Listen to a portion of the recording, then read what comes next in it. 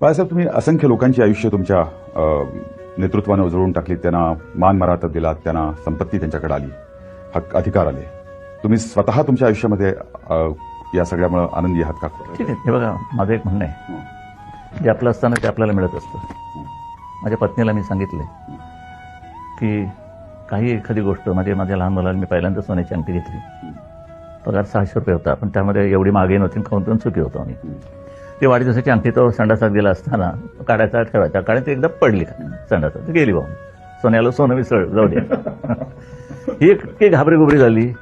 आता मी काय म्हणेन म्हणजे मी स्वतः आता चिडणार होते. ते म्हटलं काय असं काय दिसतं, म्हटलं तुला काय झालं म्हणे, असं झालं म्हणे. रागू नका, पण म्हणे बिंदाच्या हातून ती अंगठी संडासात पडली. मी सगळ्यांना सांगितलं, मागच्या टाके एवढे. म्हटलं काय करायचं तुला एवढं सगळं, गेली तर गेली. म्हटलं एक लक्षात घ्या, कुठच्याही वस्तूसाठी हळहळत बसू नकोस. जी वस्तू जेवढं आपल्या भोगाला मिळेल तेवढ्या पुरती ती आपल्याकडे राहणारच. आणि ज्या दिवशी ती गायब होईल त्याला तुमचं तो संपलेलं असतं, त्याच्यावरचा अधिकार.